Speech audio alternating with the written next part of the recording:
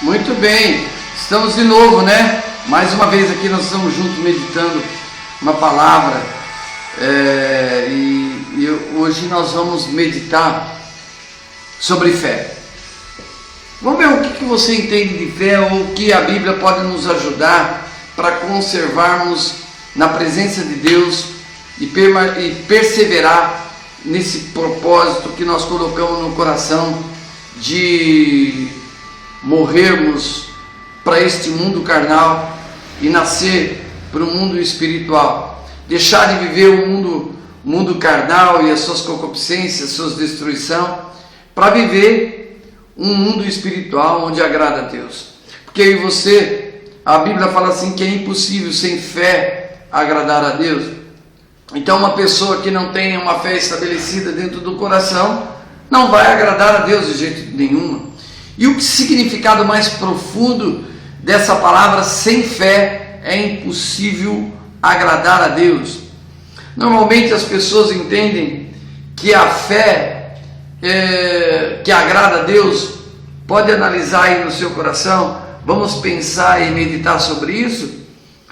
O que é uma fé que agrada a Deus? O que significa a fé que agrada a Deus a você? Às vezes você pode estar fazendo uma pergunta o seguinte: a fé que agrada a Deus é mais ou menos a fé que o ímpio tem. O ímpio tem uma fé baseada assim: eu sei que Deus é bom, eu sei que Deus existe, eu sei que Ele é criador do céu e das estrelas, eu sei que Ele é criador das águas, dos mares, dos animais, dos vegetais. E aí eles, baseado na existência de Deus, que é inegável aos nossos olhos e aos nossos sentidos, né, que é os 5 sentidos, é negável isso, é inegável isso, da existência de Deus. E aí eles acham assim: eu tenho fé. E é muito interessante. Quando eu não tinha o conhecimento bíblico e eu não conhecia a palavra de Deus, eu achava que bastava eu acreditar na existência de Deus, ou que Deus era bom e perfeito, isso agradava o coração dele. Então alguém me questionava e eu falava assim: eu tenho fé. Mas você pode também ter fé em uma santa, você pode ter fé na Aparecida, você pode ter fé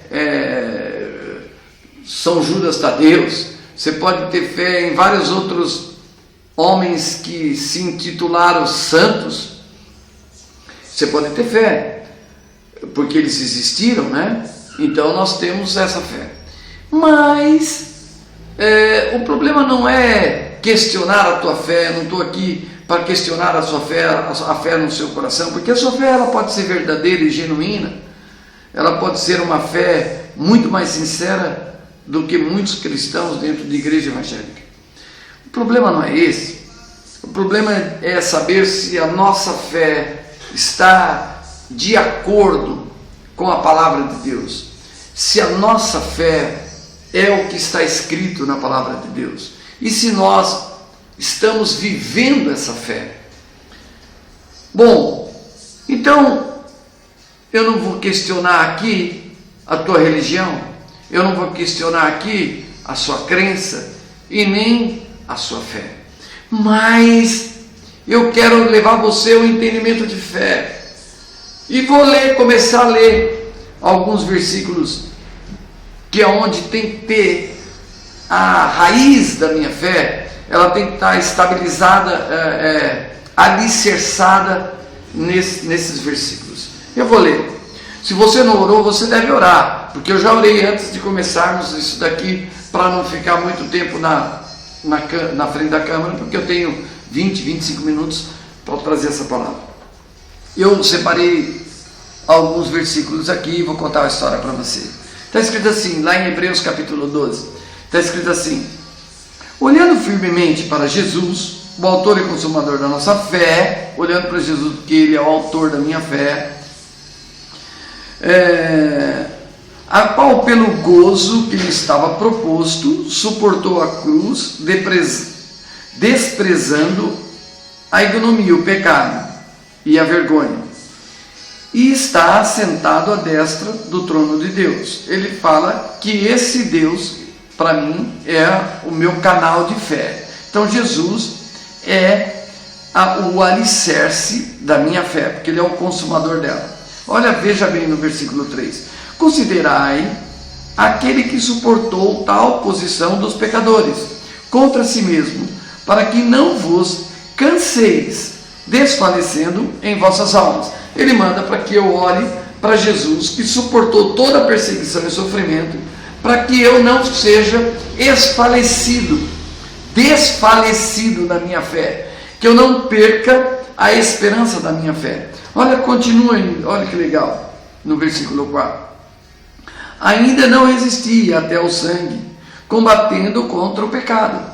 Quer dizer, será que a minha fé é tão poderosa que resisto o pecado até o sangue, negando o pecado?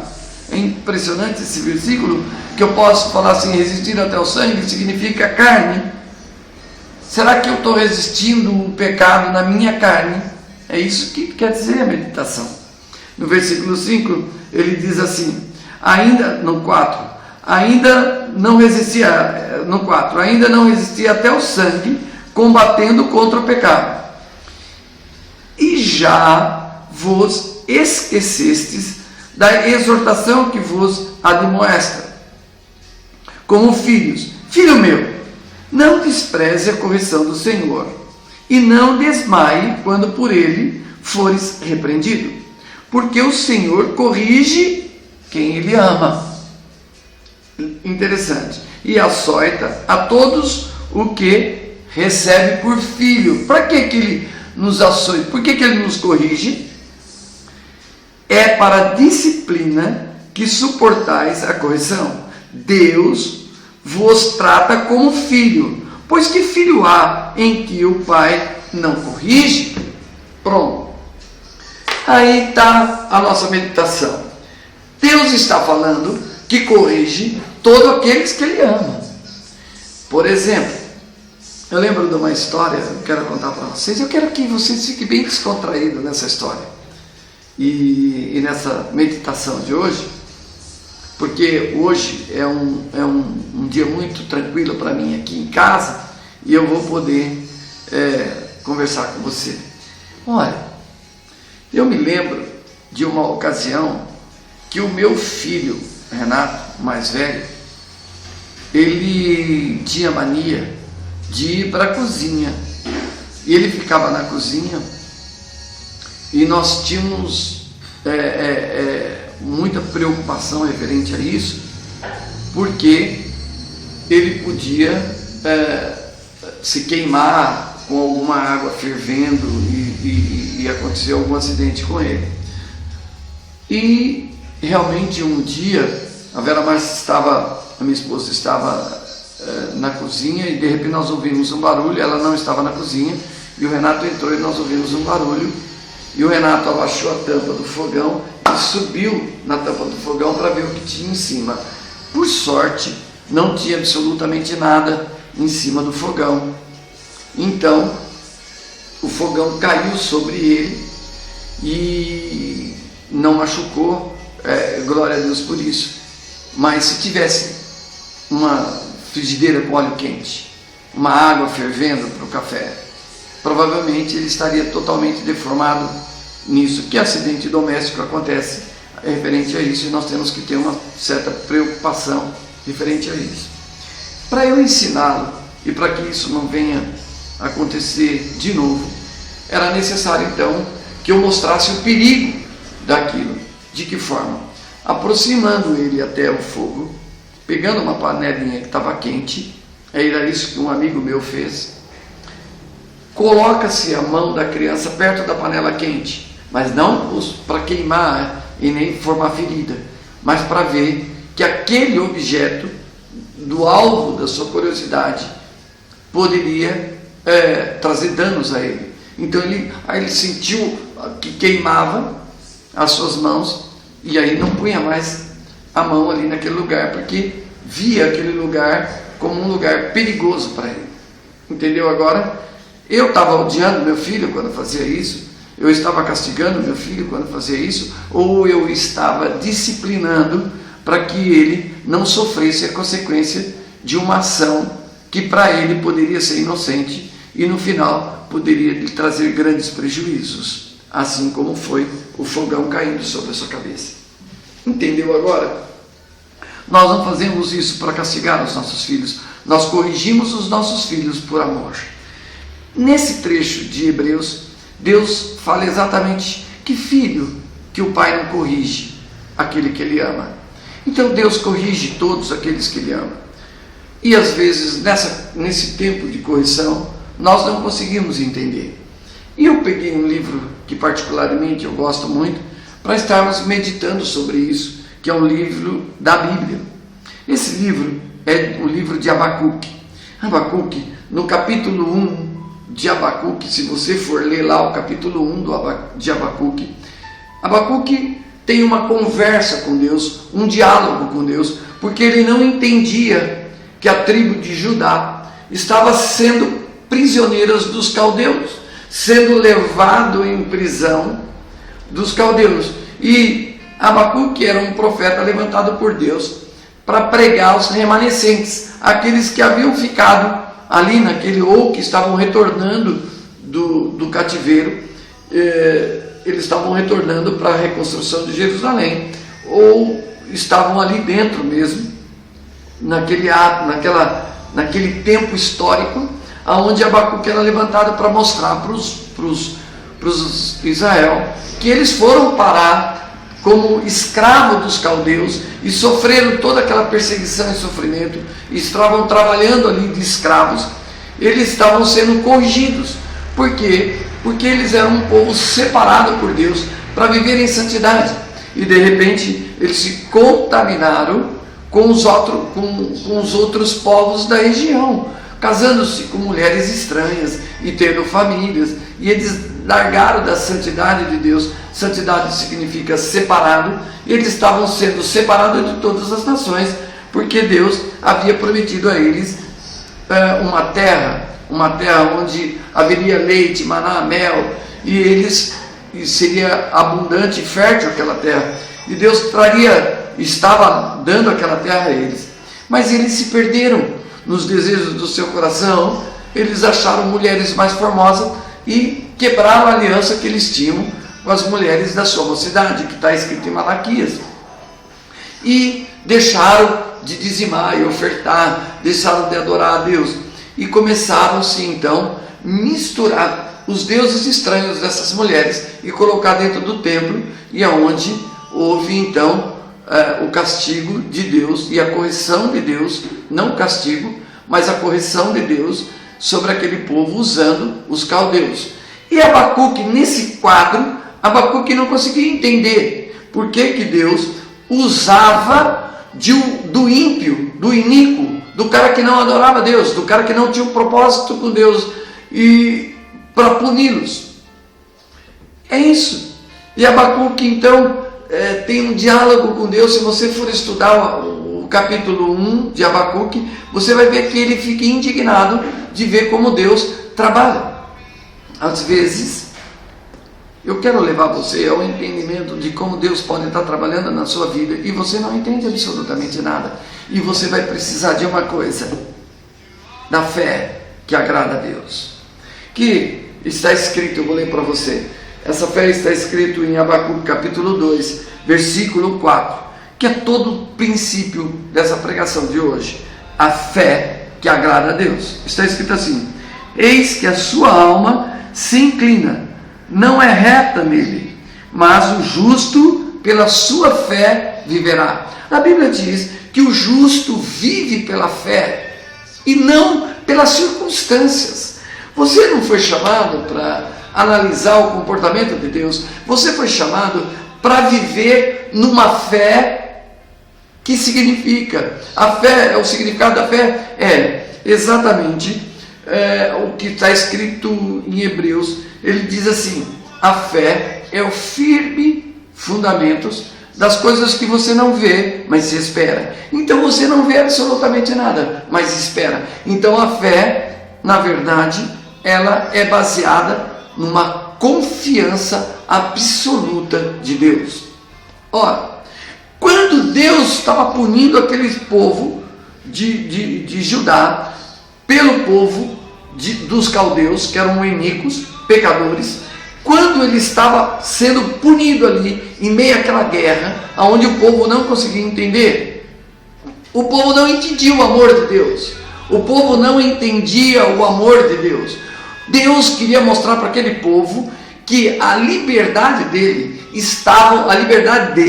estavam exatamente na santidade, na descontaminação dos valores do mundo da qual eles estavam sendo envolvidos, aonde Satanás, o príncipe desse mundo, opera.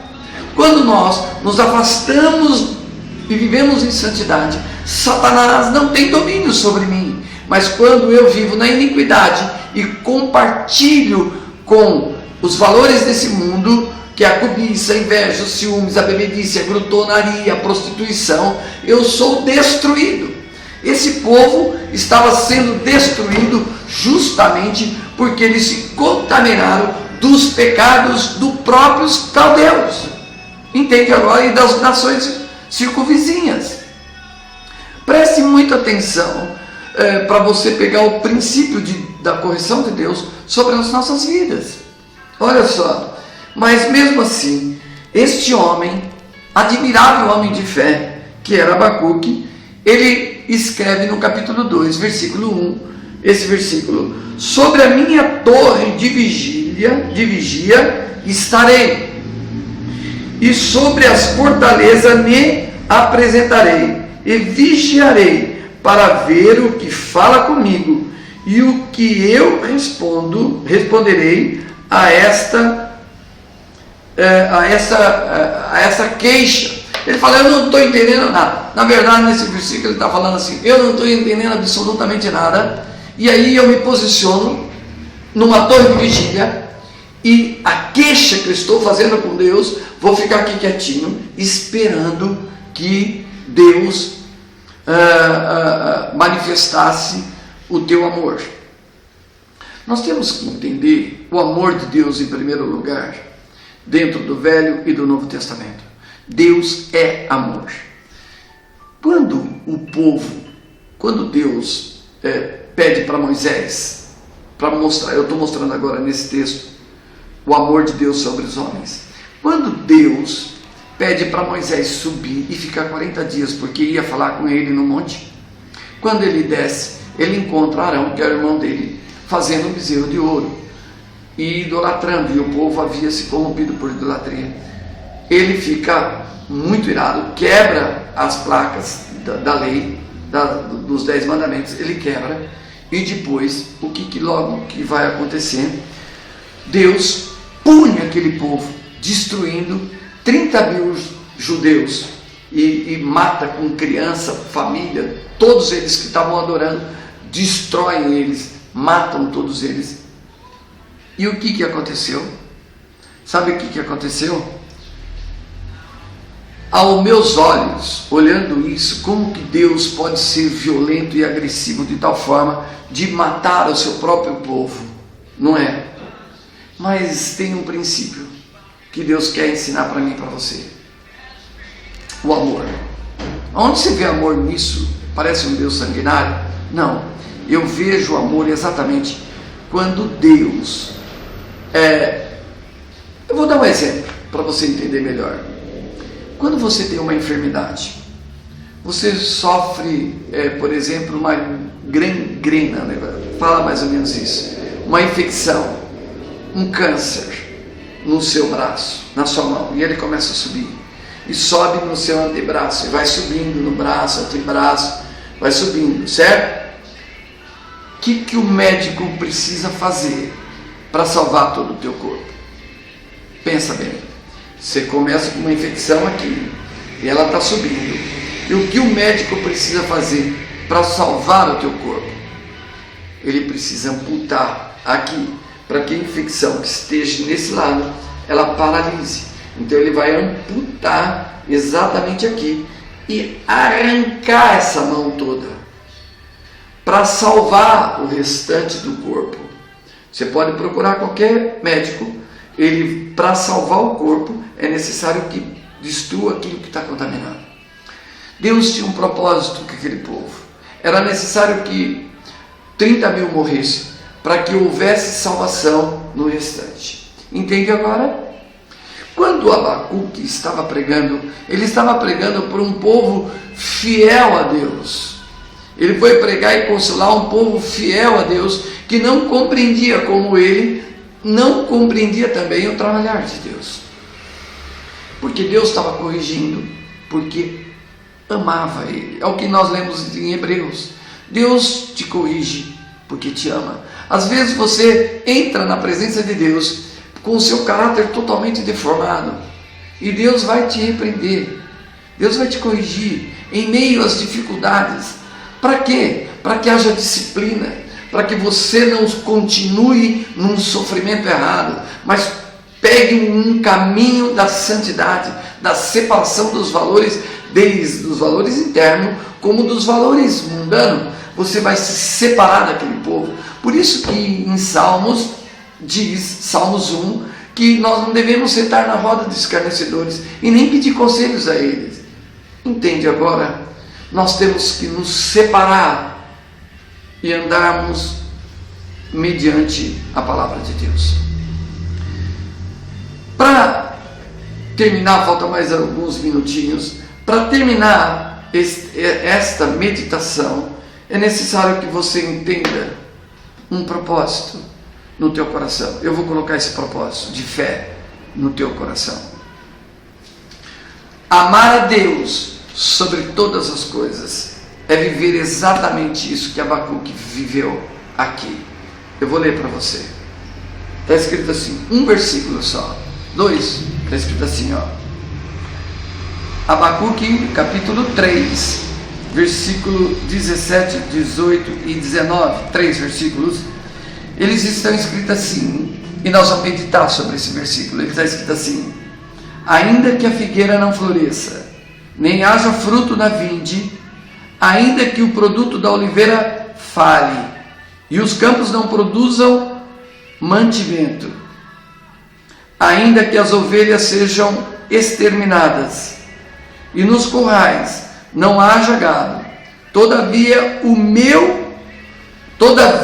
eu me alegrarei no Senhor, e exaltarei no Deus da minha salvação. O Senhor é a minha força, torna os meus pés como as das corças, e me fazes andar sobre os lugares altos, firmes. Ora, Abacuque, fez essa oração no final do livro. Por quê? Porque ele tinha uma segurança no amor de Deus. Por isso que a Bíblia diz: amarás o Senhor teu Deus sobre todas as coisas. Quando nós amamos a Deus sobre todas as coisas, é sobre todas as consequências ou todas as circunstâncias que estão acontecendo naquele momento com a minha vida. Se você não olhar para Jesus e não ver a fidelidade dele na cruz do Calvário, e depois nós hoje sabemos o propósito, que era uma salvação eterna para mim e para você, você não vai ter a compreensão da bondade de Deus. Quando eu olho para a cruz do Calvário, eu vejo a bondade de Deus expressa ali, eu vejo o amor de Deus expresso ali. Sabe o que Abacuque estava querendo dizer nesses versículos? Eu vou fazer uma narração rápida para você, para que você medite o significado dessa oração sobre esse livro. Significa assim, eu vou pôr aqui, eu separei para você ler. Nós vamos ler 1, 2, 3, 4, 5, 6 palavras. Olha que interessante a meditação da qual Deus levou-me a enxergar. Olha aqui, diz assim: nem que a figueira floresça, diz aí, certo? O que significa figueira? A figueira é aquela que dá o figo. O figo é doce. Nem que eu sinta prazer. Entende? Nem que a vida não seja totalmente doce, mas amarga. Depois ele fala da videira. Você vai meditar no versículo 17. Aí ele fala da videira. O que a videira produz? Vinho. O que o vinho simbolizava na época deles? Alegria. Mesmo que eu não tenha alegria nenhuma nesse mundo, mesmo que eu não tenha doçura deste mundo, entenda, quando ele vai fazer essa narrativa, essa oração, nós temos que ir lá buscar os valores da época, para entendermos exatamente o sentido da oração de Abacuque. Aí ele fala assim: nem que a oliveira minta, nem que ela não deu óleo. Óleo naquela época representava, eles acendiam fogo com óleo, eles representavam moeda, dinheiro. Então Deus está falando, mesmo que você não tenha dinheiro, mesmo que a sua vida não seja doce, e nem alegria esteja nela, entende agora?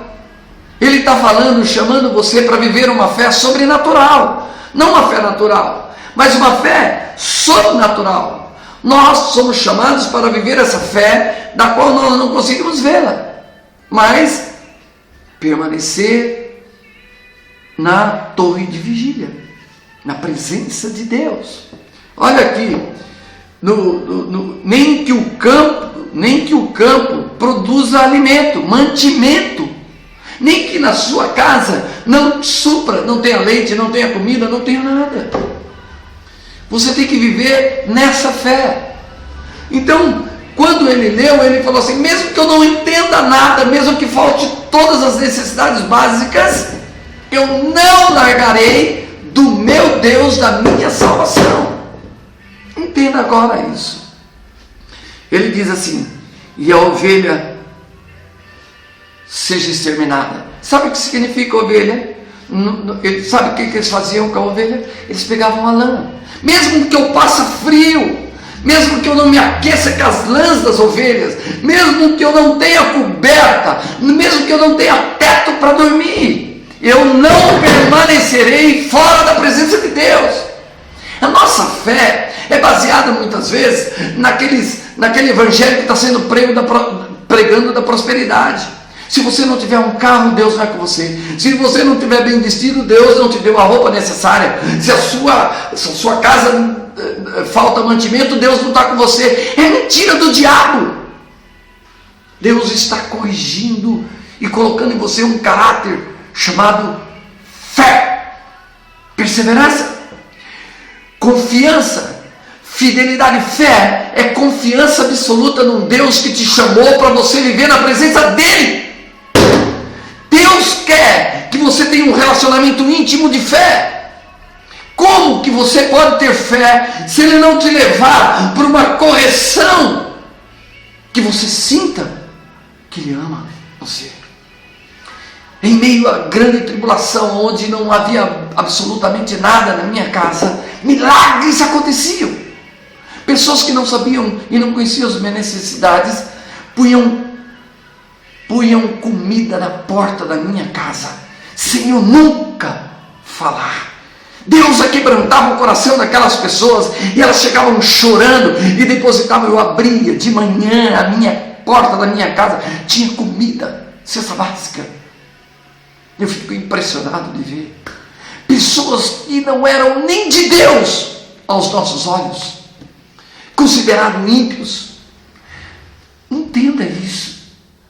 Não era pastores e nem irmãozinho de igreja. Já puseram comida dentro da minha casa. Deus usou os filhos de Babilônia, usou padres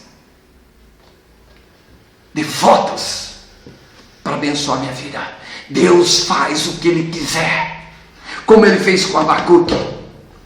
Eu não entendo o que o Senhor está fazendo usando o ímpio. Pois quando Deus quer demonstrar o seu amor, Ele pega o iníquo para me abençoar. Entenda isso. O nosso Deus tem muito mais poder do que a sua fé. Essa fezinha pequena, medíocre. Deus quer que você pare de murmurar. Confia nele. Os seus caminhos, o seu coração. Confia nele. É a fé inabalável. Eu chorava mas não me queixava. Eu passava frio, mas não me murmurava. Abacuque ficou na torre de vigia. Deus está te chamando hoje para você ir para a torre. Entenda isso. Não é para você entender as circunstâncias, é para você adorar acima de todas elas. Paulo escreve um versículo e diz assim: dou graças ao meu Deus na miséria e na riqueza. Porque a riqueza não dominava o coração dele, e a miséria não o sufocava. Ele estava acima de qualquer circunstância. E você? Como está agindo? É fácil adorar a Deus em meio às circunstâncias da riqueza, mas e na pobreza? Sabe da glória? Sabe da graça? Nesse Natal, muitas pessoas não vão ter o que comer. E daí? Se elas estiverem com Deus, e daí? E daí? Nem por isso vou chorar. Vou entender muitas vezes que Deus está lapidando, se ela for de Deus. Se ela não for, o diabo está assolando e destruindo. É hora de refletir. Vamos concluir esse raciocínio agora. Nem que o campo não produz alimento, e as ovelhas que dão a lã e nos aquece do frio. O gado não produz leite. O gado não entra no curral. Sabe o que significa? Nem que eu não consiga entender a palavra de Deus, eu vou ficar inabalável. Mas isso não quer dizer isso. Ah, não. 1 Pedro capítulo 2, está escrito o quê? Despojando-vos de toda malícia, dolo, inveja e ciúmes, desejai ardentemente, como meninos, o leite espiritual, para que vos venha dar o crescimento. Nem que falte o leite, nem que ninguém pregue para você. Entenda agora isso. Permaneça na fé inabalável. É esta fé que agrada a Deus. Sabe por quê? Essa fé que agrada a Deus é o amor, é a confiança que Ele me ama.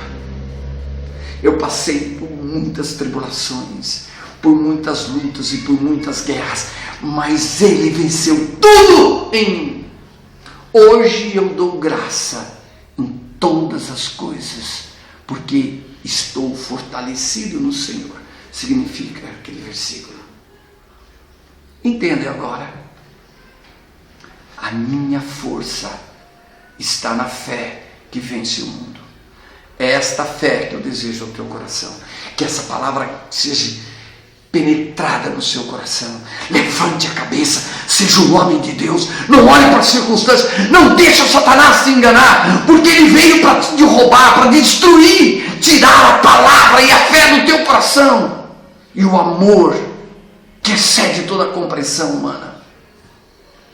Entenda que Deus te ama e Ele corrige os filhos que Ele chama, porque está sem correção.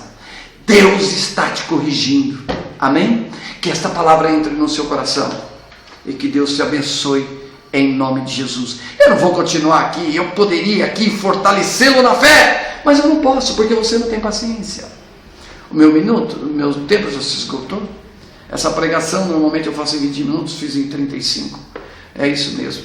E que Deus abençoe em nome de Jesus. Senhor, coloque essa palavra no coração desses homens que se manifestam como seu filho, mas não tem paciência e deixa sua ansiedade entrar no seu coração. Eu recomendo para você, vai para o mato, porque eu sou o pastor do mato. Vai ver as aves sendo alimentadas sem trabalhar.